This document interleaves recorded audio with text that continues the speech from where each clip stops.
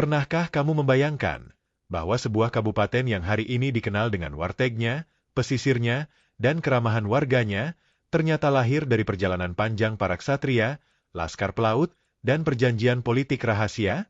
Inilah kisah Tegal, sebuah wilayah yang berdiri di antara ombak Laut Jawa dan perkebunan yang menghijau, menyimpan sejarah epik ratusan tahun. Satu dari Tegal menjadi Tegal. Nama Tegal diyakini berasal dari kata Tetegal, yang berarti tanah garapan atau lahan pertanian. Pada abad ke-16, wilayah ini mulai ramai dibuka para petani yang datang dari berbagai daerah. Tanahnya subur, airnya melimpah, dan jaraknya dekat dengan pantai.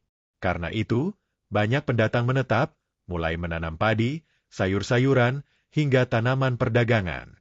Lama-kelamaan, sebutan Tegal dipersingkat menjadi Tegal, nama yang kemudian melekat hingga sekarang. 2. Kedatangan Ki Gede Sebayu, pondasi awal Tegal. Titik penting sejarah Tegal bermula ketika seorang tokoh bernama Ki Gede Sebayu datang ke wilayah ini. Ia adalah salah satu bangsawan dari kerajaan Pajang yang kemudian berkelana setelah terjadi perebutan kekuasaan di Jawa. Bersama para pengikutnya, Ki Gede Sebayu menemukan wilayah yang indah di tepi sungai dan dekat pantai. Tanahnya luas dan cocok untuk bermukim.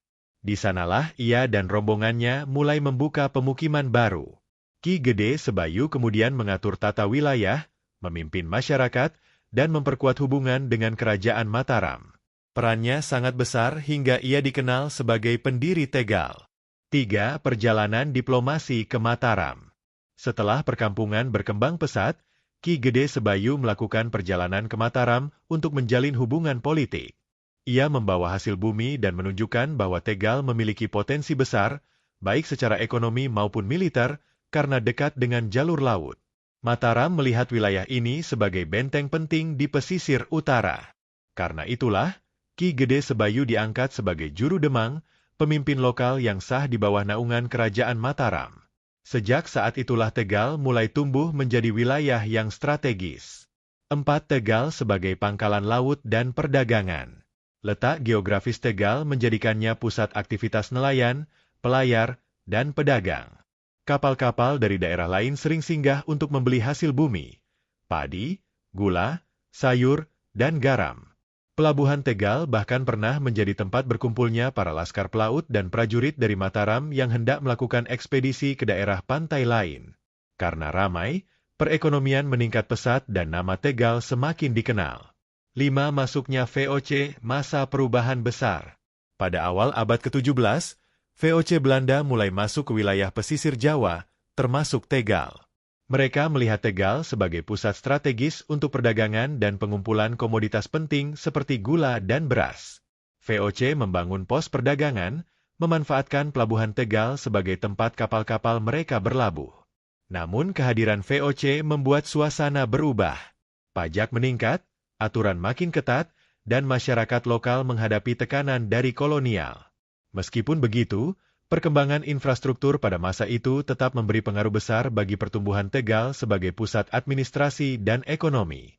6. Perlawanan masyarakat Tegal. Meski berada di bawah kontrol VOC, warga Tegal tidak tinggal diam.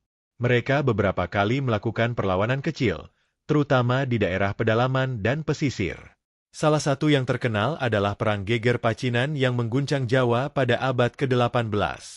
Dalam peristiwa itu, banyak warga Tegal turut mendukung kelompok-kelompok pejuang yang menentang dominasi VOC. Perlawanan itu memang tidak selalu berhasil, namun menunjukkan bahwa masyarakat Tegal punya semangat juang yang besar dan tidak mudah tunduk pada kekuasaan asing. 7. Awal pendirian Kabupaten Tegal. Setelah melewati masa panjang kerajaan Mataram dan kolonial VOC, struktur pemerintahan mulai berubah.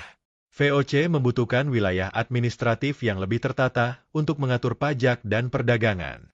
Pada 18 Mei 1601, wilayah ini resmi ditetapkan sebagai Kabupaten Tegal dengan Ki Gede Sebayu sebagai pemimpin pertama.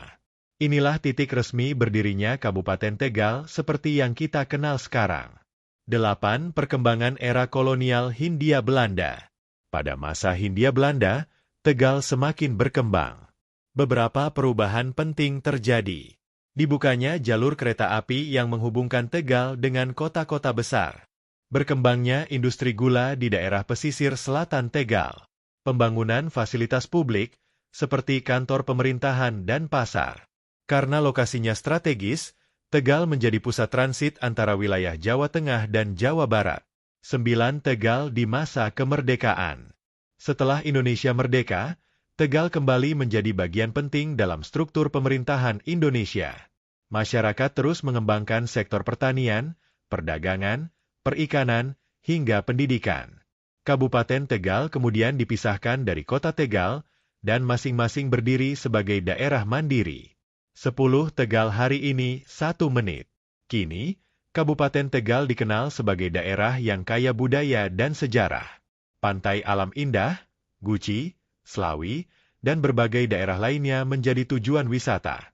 Warteg yang terkenal di seluruh Indonesia juga berasal dari nama daerah ini. Tegal bukan sekadar wilayah pesisir biasa, tetapi hasil perjalanan panjang dari para leluhur yang membangun, mempertahankan, dan menghidupkannya selama ratusan tahun. Itulah kisah tentang asal-usul Kabupaten Tegal. Sebuah daerah yang lahir dari kerja keras para pendiri, tumbuh di bawah kekuatan pesisir, dan menjadi bagian penting dari sejarah panjang Nusantara. Jika kamu suka cerita sejarah daerah seperti ini, jangan lupa like, share, dan subscribe agar tidak ketinggalan kisah menarik lainnya.